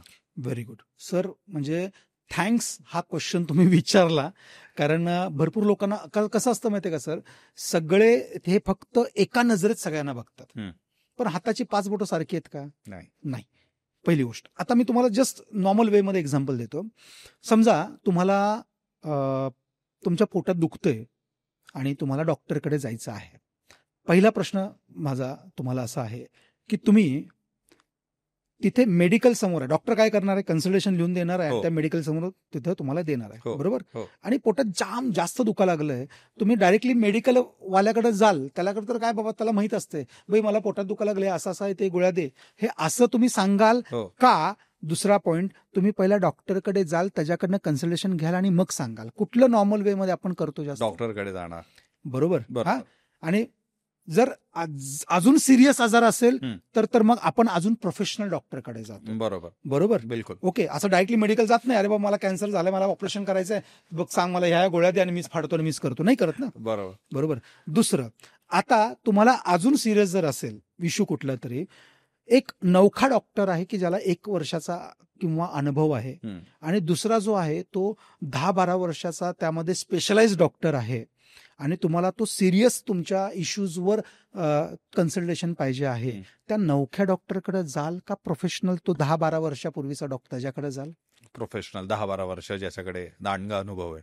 अहो मग दादा, डॉक्टरच्या बाबतीमध्ये ते सुद्धा कन्सल्टंटच आहेत. ते तुमचे 500 रुपये 200 रुपये अशीच फी घेत असतात. त्याच्यामध्ये तुम्ही लाखो रुपये टाकता, मग तिथं हा विचार का नाही करत? तिथं कन्सल्टेशन, आणि तेच आहे, कन्सल्टेशन घेणं म्हणजे कुठल्याही सोमागोमाचं घेणं नाही आहे. त्याचे काही पॅरामीटर्स डेफिनेटली जे तुम्ही म्हणला, एक तर सगळ्यात पहिला विचार करा की तो ज्याचं घेणार आहात त्याला नॉलेज आहे का कंपाऊंडर डॉक्टर म्हणून थांबलाय? बरोबर, ओके. दुसरं, त्याला नॉलेज असेल तर त्याचं प्रोफेशनल मार्केटमध्ये गुडविल आहे का, त्या रिअल इस्टेट मार्केटमध्ये तो चेक करा. कारण तो त्याच्या गुडविलसाठी तुम्हाला अजून जास्त चांगली सर्व्हिस द्यायचा प्रयत्न करेल. तिसरं, त्याचा बॅकग्राऊंड चेक करा की त्यांनी टेस्टिमोनियल त्याचे चेक करा, त्यांनी पहिला कुणाला दिलेला आहे का, बाबा त्याचे रिव्ह्यूज काय आहेत ते तुम्ही चेक करा. आणि सगळ्यात चौथं, त्याच्याकडे ज्या एरियामध्ये तो करतोय त्याचं एक्सपर्टाईज लेवलला काही इन्साइट्स असतात की ते सगळ्यांकडेच ओपन नाही होतात. त्या मे बी त्या माणसाला किंवा त्या प्रोफेशनल कन्सल्टंटला त्या आहेत का, हे तुम्ही जेव्हा बोलाल ना तेव्हा लक्षात येतं. राईट. काय, आणि आपण कधी म्हणजे साडी घेताना सुद्धा बायका बघितल्याने घेतली असं करतात का? नाही ना, ते 10 ठिकाणी जातात, करतात ना. मग तसं तुम्हाला ट्रायल आणि एरर करावं लागेल, कारण तुमच्या आयुष्यातला सगळ्यात मोठा डिसिजन आहे. आणि ते केल्यानंतर तुम्ही कम्पेअर करा, आणि मग त्यातला वाईज जो तुम्हाला वाटतोय, जो प्रोफेशनल वाटतोय, त्याचा ब्रँड आहे, जो लॉयल आहे, आणि तो तुमचा विचार करतोय, काय तुमचा इंटेंटचा विचार करतोय, तुम्हाला काय पाहिजे त्याचा विचार करतोय, अशी लोक सापडतात. काय, अरे ढूंढने से तो खुदा भी मिलता है, ये तो अच्छा कन्सल्टंट है. तो फक्त एकच आहे की एक्झाम्पल, मी पुणे वेस्टला काम करतोय. हो. काय, पुणे वेस्टला मी सजेशन तुम्हाला देऊ शकतो, पण मला तुम्ही जर दिल्लीचं विचारला, बरोबर, काय, तर मी नाही देऊ शकणार ना. सो उगीच मी तो तुम्हाला बोलतात ना की मी फारच अतिशहाणा आहे आणि मी अख्ख्या जगाचं मला ज्ञान आहे, ते सांगण्यात पॉइंटच नाहीये. दिल्लीसाठी I am not a right person, right. Maybe साताऱ्यासाठी I am not right person, मुंबईसाठी I am not right person, but पुण्यासाठी I am a right person. मग तसं तुम्हाला एक 4-5 तुम्ही कराल, तुम्हाला कळेल who is a right, who is a wrong. बरोबर. आणि त्याच्यानुसार तुम्ही करा. आणि जो तुमचा मेन सगळ्यात पहिला पॉईंट होता की काही काही लोकांनी फसवलं, हे केलंय, सर हे फक्त रिअल इस्टेट बद्दल नाहीये सर. डॉक्टर पण फसवतात, लॉयर पण फसवतात. कुठली इंडस्ट्री अशी आहे की ज्याच्यामध्ये तुम्हाला 100% चांगली लोक मिळतात? सगळीकडे रेशो ना सर, 50% चांगली आहेत, 50% वाईट आहेत. पण आपलं काम आहे की तुम्ही चांगल्या माणसाबरोबर जाताय का वाईट माणसाबरोबर जाताय. तुम्ही जर तुम्हाला छोटेसे तुमचे पैसे वाचवायचे आहेत, तुम्हाला काहीतरी कोणीतरी फिशी काहीतरी सांगतंय आणि त्यामध्ये तुम्हालाच जर गंडायचं असेल आणि तुम्ही जर त्या चुकीच्या माणसाकडून गेला तर तो तुमचा मूर्खपणा आहे. मी म्हणेन, सॉरी टू से, पण तो तुमचा मूर्खपणा आहे. ते 2 पैसे वाचवण्यासाठी तुम्ही म्हणजे 100 पैशाचं नुकसान करताय तुम्ही. राईट. सर इनफॅक्ट यालाच घेऊन माझा प्रश्न आहे, कारण तुम्ही जे म्हणला ना 2 पैसे वाचवायला जातात, तर काय म्हणजे मी तुम्हाला एकदम मेंटॅलिटी आय एम शुअर तुम्हाला माहिती येते, पण एक जस्ट मी ठेवतोय तुमच्यासमोर ती म्हणजे, पहिले तर मला कन्सल्टंटला याच्यासाठी नाही रीच करायचंय की माझे पैसे वाचतील, बरोबर. पण दुसरं, जर त्या केसमध्ये मी डायरेक्ट डेव्हलपरशी डील केलं तर असं असतं. आणि मग कदाचित मला थोडीफार कल्पना आहे, मी पुण्यात येत असल्यामुळे, जसं मी पुण्यातला नाहीये पण मला माहिती आहे की पुण्यातले कुठले एरियाज आहेत, तर मी डायरेक्ट डेव्हलपर बरोबर डील करेल, बरोबर. पण याच्यामध्ये असे पण पॅरामीटर्स असतात का की जर तुम्ही डायरेक्ट डेव्हलपरकडे गेले, ज्याच्यामध्ये जर तुम्ही कन्सल्टंटला नाही गाठलं, त्यामुळे जे नेगोसिएशनचा जो एरिया असतो तुमचा बिल्डर बरोबरचा, आपण तो तुम्ही मिस आउट करताय. म्हणजे मला एकंदरीत विचारायचं आहे की नेगोशिएट करताना बिल्डर बरोबर त्या केसमध्ये असे कुठले पॅरामीटर्स असतात की जे तुम्ही 100% मिस आउट करत असतात, आणि तुम्ही अशा लोकांना काय सांगाल किंवा ॲडवाईस कराल की बाबा ज्यांनी चला बाय चान्स केलंच आहे अप्रोच डिरेक्टली, तर तुम्ही या गोष्टींवर नक्कीच बार्गेन करू शकता किंवा. सर आता यात ना तुम्ही ऍक्च्युली 2 क्वेश्चन विचारलेले आहेत. एक पहिला तुमचा साधा क्वेश्चन काय माहिती आहे का, मी रिअल इस्टेट कन्सल्टंट बरोबर जाण्यापेक्षा डायरेक्ट गेलेलं जास्त फायद्याचं आहे का, हा माझा करेक्ट, कारण मी बरोबर. पैसे वाचवतोय. बरोबर. येस, आणि दुसरा क्वेश्चन आहे, मी डायरेक्ट गेलो, मी निगोशिएशन चांगलं कसं करू. करेक्ट. Smart move. बरं, पहिल्या क्वेश्चनचा आन्सर देतो तुम्हाला. राईट. हे जे तुम्ही बोलताय, जुन्या काळी ही गोष्ट फॅक्ट होती. ओके. बरोबर. कारण काय होत होतं माहिती आहे का, सिम्पल फंडा होता. जुन्या काळी जे नॉर्मल लोकल डेव्हलपर आहेत ना, ते कसं व्हायचं की बाबा, कारण आम्ही बघा, आमचं पण ब्रेड बटर चालतं. हो, ते आम्ही तुमच्याकडनं पैसे घेत नाही, कुणाकडनं तर आम्ही घेणार तर चालणार. बरोबर बरोबर. बरोबर. मग त्या काळी असं व्हायचं की बाबा, की जुने काही लोकल डेव्हलपर आहेत ना, ते सिम्पल काय बोलायचे माहितीये का, ए भाई हे बघ ना, तू ब्रोकरकडनं आलायस ना, त्याच्यामुळे तुला पैसे थोडे जास्त, कारण त्याचं मला पैसे द्यायचे, हो. तू डायरेक्ट आलास तर मी तुला स्वस्त दिलं असतं. बरोबर. पण ते जुन्या काळी ती होती पद्धत, काही डेव्हलपर जे आहेत ते करायचे. पण आता रेरा आल्यानंतर ना, भरपूर गोष्टी ज्या आहेत ते स्ट्रीमलाईन झालेल्या आहेत आणि आता पोटेन्शियल कळलेलं आहे. बरं. लक्षात घ्या काय, त्यामुळे जे चांगले स्टँडर्ड डेव्हलपर जे आहेत काय, की त्यांना तुम्ही कुणाबरोबर येता हा फॅक्टरच नाहीये. कारण त्यांची ऑन अन ऍव्हरेज, समजा माझा एक्झाम्पल 300 करोडचा, माझे 200 फ्लॅट आहेत. आता जस्ट रिसेंटली आता आम्ही एक लॉन्च आता इथं पिंपरी निलखला आम्ही आता जस्ट केला. त्यांचे 200 फ्लॅट आहेत. ऍव्हरेज कॉस्ट 1 करोड ते 2 करोडच्या रेंजमध्ये आहेत. ऍव्हरेज पकडू 300 करोडची त्यांची इन्व्हेंटरी आहे. 300 करोडच्या इन्व्हेंटरीमध्ये मार्केटिंग कॉस्ट ही पकडलीच जाते. ओके. आणि त्या मार्केटिंग कॉस्टमध्ये ते समजा रेडिओ ऍड करतात, होर्डिंग लावतात, कन्सल्टन्सीची फी असेल, ब्रँडिंग असेल, ह्या सगळ्या गोष्टी त्यामध्ये इन्व्हॉल्व्ह असतात. तुमच्या फ्लॅटचा त्याचा काहीही संबंध नाही. फर्स्ट. सेकंड, पण तुम्ही जर कन्सल्टंट थ्रू आला तर, एक्झाम्पल तुम्ही माझ्या थ्रू आला तर तुम्हाला फायदा काय भेटतो. एक तर तुम्ही ज्या डेव्हलपरकडे जाल, डेव्हलपर स्वतःच वाईट सांगणार आहे का? नाही. तो काय करणार, माझी एक्झाम्पल मी माझी वाहवाच करेन ना. हो हो हो, बरोबर. पण तुम्ही दुसरीकडे गेला, तो काय करणार, त्याची वाहवा करणार. तिसरीकडे गेला, तो त्याची वाहवा करणार. याच्यामध्ये तुमचं कन्फ्युजन वाढू शकतो. ऍज अ प्रोफेशनल कन्सल्टंट आम्ही तुम्हाला फॅक्ट सांगतो. ह्या प्रोजेक्टच्या ह्या चांगल्या गोष्टी आहेत, ह्या वाईट गोष्टी आहेत, ह्या प्रोजेक्टच्या ह्या चांगल्या गोष्टी आहेत, ह्या वाईट गोष्टी आहेत, की जेणेकरून तुम्हाला डिसिजन मेकिंग जे आहे ते विथ क्लॅरिटी करता येतं. ही तुमची क्लॅरिटी झाली. दुसरं, आमचं काम काय माहिती आहे का, आमचं काम तुम्हाला बेस्ट प्रॉपर्टी, बेस्ट रेटमध्ये, बेस्ट लोकेशनला, बेस्ट डेव्हलपरची आणि बेस्ट टाइममध्ये द्यायचे, की जेणेकरून तुमचे टाइम वाचवला, तुमची अपॉर्च्युनिटी कॉस्ट, जी प्रॉपर्टी समजा तुम्ही डायरेक्टली घुमायची म्हणून 6-6 महिने वर्ष फिरता आणि जी प्रॉपर्टी घेणार आहे तीच प्रॉपर्टी परत फिरून घेताना त्याचा रेट 10 लाख वाढला असतो. तुमचे 10 लाख मी वाचवतोय विथ क्लॅरिटी हे केल्यामुळं. तिसरं, बिकॉज तुम्ही एकच घेता दादा, लक्षात घ्या, कारण मी तिथे 40-40, 50-50 फ्लॅट विकतो. त्यामुळे माझ्या कंपनीला, माझ्या कस्टमरला, डेव्हलपरला काही एक्सक्लुझिव्ह बेनिफिट्स द्यावे लागतात. ते बेनिफिट मे बी इन्व्हेंटरी चांगली मी हक्काने घेऊ शकतो, मला माहिती आहे ना त्यांचा बॉटम काय आहे, मी रेट त्यांना चांगलाही करू शकतो. आणि नंतर थोडंसं इंटरनल सांगतो, लोक काय करतात, ऍव्हरेज आउट करत असतात. कारण कुठेतरी ऍडजस्ट करावं लागतं. होतं काय की जो माणूस एकटा जातो ना, की त्याला माहित नसतं नक्की काय येते. सेल्स ह्याच्यामध्ये त्याला असा गोल केला जातो, त्याला वाटतं मला स्वस्त भेटलं, पण तो जो माझ्याकडनं आला असता त्यापेक्षा कमीत कमी 1.5 ते 2 लाख रुपये एक्स्ट्रा देऊन बसलेला असतो. आणि इन्व्हेंटरीची पण कुठे नको ती इन्व्हेंटरी घेऊन बसलेला असतो. कारण अर्धवट नॉलेज जे आहे ना, हे सगळ्यात डेंजरस असतं. त्याच्यामुळे हे सगळे जर फायदे तुम्हाला मिळतात, बरं त्याचे काय मी तुमच्याकडनं पैसे घेतोय का? नाही, तुम्हाला फ्री ऑफ कॉस्ट मिळतात.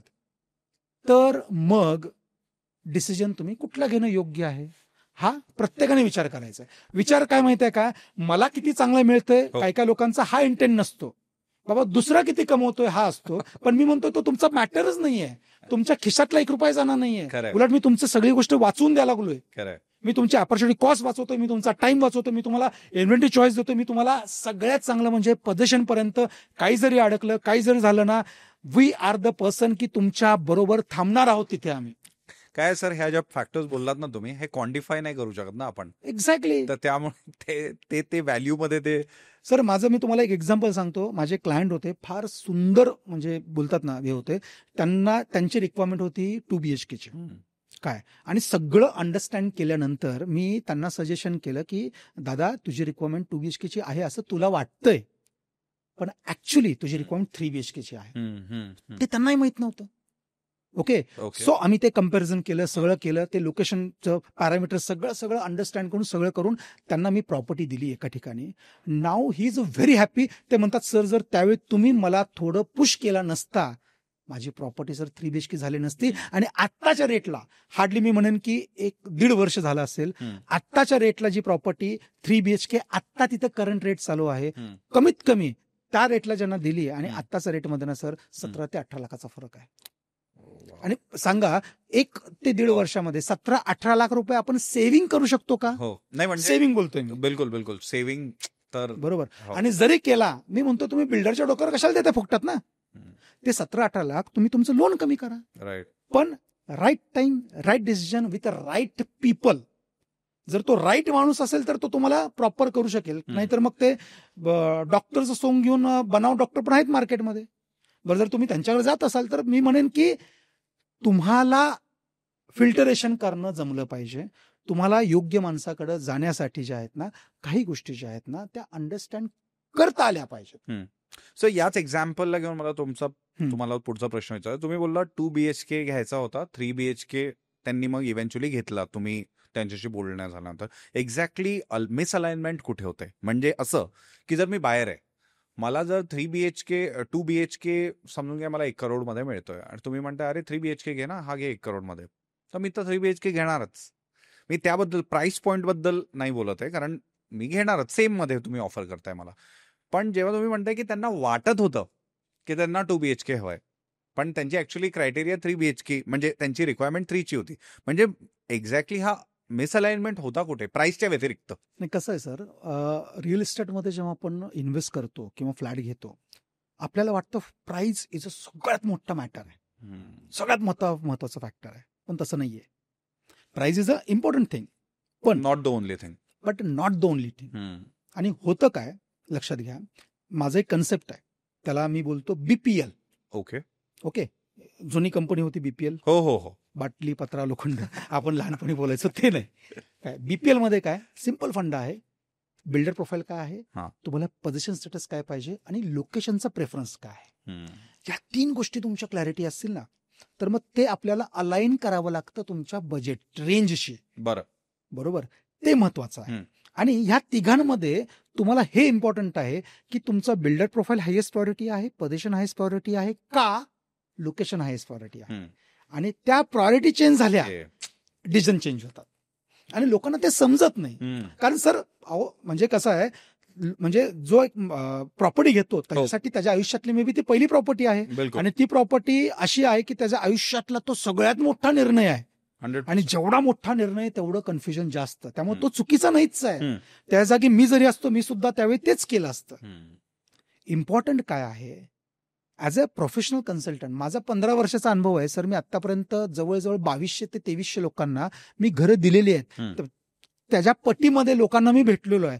त्यामुळे मला तो ट्रेंड माहिती आहे ना, लोक समजतात ना, अंडरस्टँड होतात बाबा नक्की कुठं अडकलंय, नक्की काय गॅप आहे, नक्की काय हे आहे, मग सोल्युशन काय आहे. ह्या सगळ्या market analysis, market trend, knowledge, ह्या सगळ्याच्या अंडरस्टँड करून मग एक असं एक्सपर्टाइज सोल्युशन त्यामध्ये आम्ही त्यांना काढतो. की मग हे मी सिंपल आता तुम्हाला ओपनली सांगतोय, BPL मधला प्रायोरिटी तुम्ही चेक केला कुठला आहे, तुमचा जर लोकेशन प्रायोरिटी नसेल, बिल्डर प्रोफाईल प्रायोरिटी असेल, देन मॅटर पॅरामीटर्स चेंज होतात जे तुम्हाला माहित नसतात, होऊ शकतात का ते.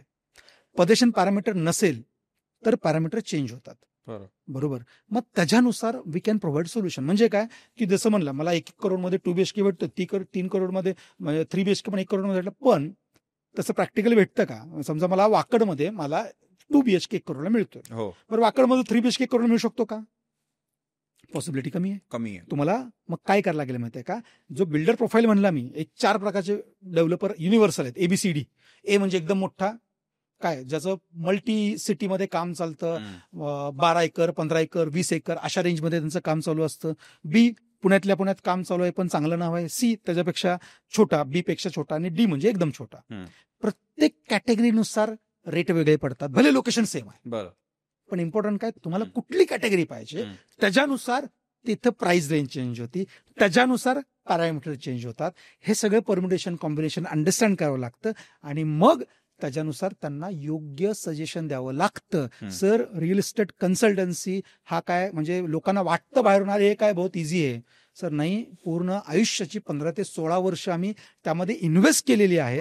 तेव्हा तो डिसिजन जो आहे ना, तो डिसिजन आम्ही योग्य वेमध्ये देण्याचा प्रयत्न करतोय. सर, जो कन्सल्टंट कम्युनिटी आहे तुमची, आणि जो पुणे प्रत्येक न्यूज रिपोर्टमध्ये आपण बघितलं की ठीक आहे, नंबर्स खाली वर होत असतात, पण रँकिंग्समध्ये पुणे इमर्ज होत असतो एकंदरीत pan India as a hotspot.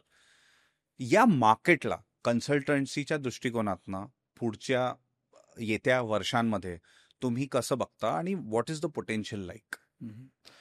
Sir, रेरामुळे actually not only Pune, real इस्टेटची ग्रोथ जी आहे ना, ही ग्रोथ पुढच्या मी 7 ते 8 वर्षामध्ये बोलेल ना, फार 2x नाही 5x लेवलला ग्रोथ ही प्लॅन आहे.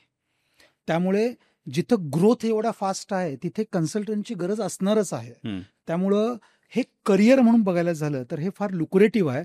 पण again it's not a job of सोम्या गोम्या, त्याला आपण टॉम डिक हॅरी बोलतो, त्यांचा नाहीये. कारण आता रेरा प्रत्येकाची आमची एक्झाम होते, काय पूर्ण आमचा सिलेबस असतो, त्याच्यानंतर आम्हालाही काही रिस्पॉन्सिबिलिटीज, रोल्स सगळे जे सांगितले जातात, आणि ह्याच्याशिवाय एक्सपिरियन्स जो आहे तो एक्सपिरियन्स मॅटर करतो. त्यामुळे मी स्वतः एक इनिशिएटिव्ह पण घेतलेला आहे की ज्याच्यामध्ये जिथे जिथे आमचे लॉन्चिंगच्या मीट्स असतात, डेव्हलपर जे नवीन प्रोजेक्ट आला की आम्हाला इन्फॉर्मेशनसाठी ते गॅदरिंगमध्ये बोलवतात. बरं. तर तिथे मी छत्रपती शिवाजी महाराजांच्या आयुष्यामधील 5 सूत्र की ज्याच्यामुळे आमचा रिअल इस्टेट कन्सल्टन्सी बिझनेस जो आहे तो 10x कसा वाढू शकतो, हे सेशन जे आहे, हे सेशन जस्ट मी कालच ऍक्च्युली दिलं. आणि ते सेशन म्हणजे ते एज्युकेशन आहे, ते अवेअरनेस आहे. त्याच्यामुळे आम्ही मान्य करतोय की आमच्यामध्ये सुद्धा भरपूर गोष्टी काही लोक चुकीची करत आहेत, पण त्यांना जोपर्यंत आपण अवेअर करणार नाही, त्यांना आपण एज्युकेट करणार नाही, त्यांना एक त्या प्रोफेशनल लेवलपर्यंत आणण्यासाठी सपोर्ट सिस्टीम नाही देणार, तोपर्यंत ही इंडस्ट्री इमर्ज नाही होणार. आणि त्याचं पाऊल जे आहे मी स्वतः टाकलेलं आहे. भरपूर आमचे आता PCMCचे जे बिल्डर्स आहेत त्यांचे मी सेशन्स चालू केलेले आहेत, आणि लोकांचाही, आमच्या कन्सल्टन्सी कम्युनिटीचाही फार चांगला त्याला रिस्पॉन्स पण येत आहे. आणि हे असे इनिशिएटिव्ह मी म्हणजे करत असतो. हे 5 पण तुम्हाला बोलतोय मी, माझ्या बॅकएंडला जर रेडी केले ना, असे मी जवळजवळ नाही म्हणले ना, असे वेगवेगळे जर पकडले ना, कारण छत्रपती शिवाजी महाराजांचं जीवनगाथा फार मोठी आहे. बरोबर. काय त्यांच्या प्रत्येक गोष्टीतून ना काहीतरी शिकण्यासारखं आहे. जवळजवळ मी 50 पॉईंट जे आहेत ना त्यांचे शॉर्टलिस्ट केलेले आहेत. त्यातले मग ते आपण बोलतो ना व्हर्जन 1, व्हर्जन 2, व्हर्जन 3 असं करत करत मी हाही प्रयत्न करतो की जो माझ्या कम्युनिटी लेवलला, माझ्या रिअल इस्टेट बांधवांना, रिअल इस्टेट कन्सल्टन्सी जे काम करतात, जे इमर्जिंग आहेत, त्या बांधवांना त्याचा फायदा होईल, त्याचा मी प्रयत्न करत असतो. मी म्हणेन ज्यांना इंटरेस्ट असेल, त्यांचा इंटेंट चांगला आहे, अशा प्रोफेशनल लोकांची आम्हाला गरज आहे. त्यामुळे तुम्ही जर प्रोफेशनल असाल, तुम्ही जे काही आमचे रिअल इस्टेट कन्सल्टंट आहेत ना, मी म्हणेन ना, they are doing one of the noble job.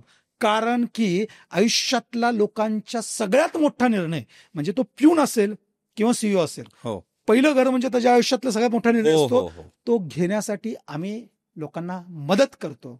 त्यामुळे तो आमच्यासाठी नोबल आणि प्रेस्टिजियस जॉब आहे. आणि तो पुढे जाऊन तर ग्रोथ जशी वाढणार आहे तसं भरपूर लोकांची गरज या इंडस्ट्रीला असणार आहे. पण आपल्याला फक्त लोक किंवा मेंढरं नको आहेत, आपल्याला प्रोफेशनल कन्सल्टंट पाहिजे आहे. सर, तुम्ही महाराजांचा उल्लेख केला. मला माहिती आहे हा खूप एक एक्सटेन्सिव्ह टॉपिक आहे ज्याच्यावर तुम्ही बोलला असाल, पण त्यातला जर मी असा एखादा पॉइंट विचारायचा प्रयत्न केला जो तुमच्या at the top of the mind आहे, जे तुम्ही कन्सल्टंट कम्युनिटी करता जो घेतला, जो स्टँड आउट करतो, असा कुठला तुम्हाला शेअर करता येईल का? नक्कीच सर, नक्कीच. म्हणजे असे भरपूर पॉईंट्स आहेत, पण आता जस्ट मला जो सुचला तो तुम्हाला सांगतो. बघा, छत्रपती शिवाजी महाराज जेव्हा त्यांचं वय वर्ष 16 होतं, तेव्हा विचार करा, ते छत्रपती नव्हते. 16 वर्षाचा म्हणजे मुलगा काय असणार आहे. त्यांचे वडील ऑलरेडी दुसरीकडे चाकरी करायचे, सरदारकी त्यांच्याकडे होते, बरोबर. पण त्यांचं कॅरेक्टर आणि व्हिजन, ह्या 2 गोष्टी मी तुम्हाला सांगणार आहे. ते जिजाऊ आईमुळे ते त्यांना पहिल्यापासूनच जे मिळालं आणि ते फार महत्त्वाचं आहे. इथिकल व्हॅल्यू किती महत्त्वाची आहे बघा. ते 16 वर्षाचं असताना त्यांनी राज्य ते जी वतनदारी होती त्याच्यावर त्यांनी काम करायला चालू केलं होतं आणि त्यावेळी त्यांना एक लक्षात आलं की आपल्या मावळ प्रांतामध्ये रांझे नावाचं एक गाव आहे, तिथे इथला पाटील आहे गुजर नावाचा, तो आदिलशाच्या जवळचा आहे. त्यामुळे तो महिलांवर अफाट अत्याचार करायचा. बरं. आणि आदिलशाहीमध्ये मुघलशाहीमध्ये महिलांवर अत्याचार करणे हे म्हणजे त्यांना सूट होती. कारण त्यांना असं म्हणणं होतं की बाबा ते केलं की लोकांमध्ये दहशत वाढते, लोकांमध्ये दहशत वाढली, लोक कमजोर होतात. ओके. आता 16 वर्षाचा आपले छत्रपती शिवाजी महाराज, बरोबर, त्यांना हे कळालं. त्यांना दरबारात बोलवलं. तो माणूस आला गुजर, म्हणलं हा 16 वर्ष मुलगा काय बोलतो, शिवाय द्यायला लागला, हे असा आहे तसा, हे आहे ते. छत्रपती बघा, त्यांना क्लॅरिटी जेव्हा असते ना, शांतपणे सगळं ऐकत होते, दुसरी बाजू पण ऐकले आणि त्यांनी निर्णय दिला की तुम्ही माझ्या राज्यामध्ये महिलेचा अपमान केलाय, तिच्यावर अत्याचार केलाय, त्याच्यामुळे मी तुम्हाला चौरंग्या हा शिक्षा देतो. आता चौरंग्या म्हणजे काय, तर त्याचे हात दोन्ही आणि पाय कापतात आणि तो मरू नये म्हणून त्याच्यावर गरम तेल ओततात, म्हणजे तो रक्त हे होऊ नये, तो जिवंत राहावा म्हणून ही शिक्षा दिली. तो रडायला लागला तो ह्याच्यामध्ये, पण ती शिक्षा अंमलात आणली. 16 वर्षाचा मुलगा मी बोलेन. आता ह्याचे दूरदृष्टी बघा. पूर्ण जनमानसामध्ये लोकांच्या मनात भावना काय होती, अरे राजे सरदार म्हणल्यानंतर ते आम्हाला त्रासच देणार.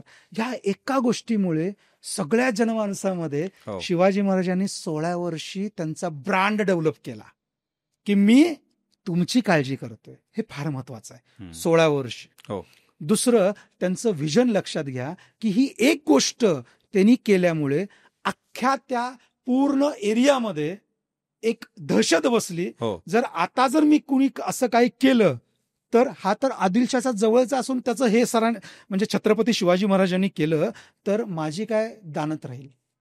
त्यामुळे तो जो इंटेंट बोलतो ना आपण, ते छत्रपती शिवाजी महाराजांचं कॅरेक्टर दर्शवतं, त्यांची इथिकल व्हॅल्यू दर्शवतं आणि हे दर्शवतं की आजूबाजूला जी काही लोक आहेत ना, त्याच्यामुळेच ते त्यांना आपलं समजायला लागले, म्हणूनच त्यांना जनतेचा राजा बोललं जातं. आणि ती गोष्ट मला असं वाटते की मला सगळ्यात जास्त भावली. इथिक्स, ते कॅरेक्टर आणि हे व्हिजन. हे विचार करा, 16व्या वर्षाच्या जर मुलामध्ये ते जिजाऊंमुळे जर घडलं असेल तर व्हाय नॉट. ह्या आपला इतिहास आहे, तो लोकांना कळाला तर आता जे काय आमच्या इंडस्ट्रीमध्ये लोक आहेत ते तर ॲव्हरेज 25-26 फुटचे आहेत ना. त्यांच्यामध्ये तो इंटेंट जरी मी तो डेव्हलप केला तरी भरपूर बदल जो आहे तो होऊ शकतो असं मला वाटतं. इंटरेस्टिंग. म्हणजे या पर्स्पेक्टिव्हनी तुम्ही कन्सल्टंट्स आणि त्या लोकांना याच्यावर एम्पॉवर करता. एक्झॅक्टली. आणि त्याच्यामध्ये मग हे झालं कथा, म्हणजे ही झाली ऍक्च्युअली घटना, कथा म्हणण्यापेक्षा, कारण घटना आहे. आणि ह्याचा मी प्रॅक्टिकल जीवनामध्ये रिअल इस्टेट साठी लर्निंग काय करू शकतो, मग मी त्याचं लर्निंग देतो त्यांना की बाबा हे आहे म्हणजे काय, तुम्ही इथिकली स्ट्रॉंग असला पाहिजे. समोरचा कोणी जरी असेल तत्वाशी तडजोड करता कामा नये. जे बरोबर आहे ते बरोबर आहे, जे चुकीचं आहे ते चुकीचंच आहे, ही बोलण्याची हिंमत तुमच्यामध्ये असली पाहिजे. तरच तुम्ही, समजा बिल्डर कोण चुकीचा असेल ना, तर ऍज अ कन्सल्टंट मी भांडू शकतो ना माझ्या कस्टमरसाठी. करेक्ट. नाहीतर माझ्यात तो दमच नसेल तर मग काय अर्थच नाही त्या गोष्टीला. आणि एक याच्यातनं लर्निंग असं आहे की जर लक्षात ठेवा, हे पूर्ण आत्तापर्यंत त्रिविवाद सत्य पण बोलू शकतो, जर वाईट लोकांची शक्ती वाढली ना तर चांगली लोक दबली जातात, पण जर चांगल्या लोकांची शक्ती वाढली तर वाईट लोक दबली जातात. त्यामुळं आपलं काम काय माहिती आहे का, चांगल्या लोकांना एकत्र करणं आणि चांगल्या लोकांची शक्ती वाढवणं की जेणेकरून हे वाईट लोक दबली जातील. इंडस्ट्रीमधले असतील, आहेत इंडस्ट्रीमध्ये, किंवा कालांतराने ते पळून जातील. म्हणजे that is my thought process. त्याच्यासाठी हा मी इनिशिएटिव्ह चालू केलेला आहे आणि हा एक वन ऑफ द पॉइंट आहे. असे भरपूर पॉइंट्स आहेत डिस्कस करण्यासाठी. ते केले तर माझ्या मते आपला पॉडकास्ट तो त्यातच अजून तास आपण त्याचा एक वेगळा पॉडकास्ट करू त्याच्यावर. पण एक म्हणजे तुम्ही 2 गोष्टी बोललात, एक म्हणजे कॅरेक्टर, इंटेग्रिटी आणि ट्रस्ट.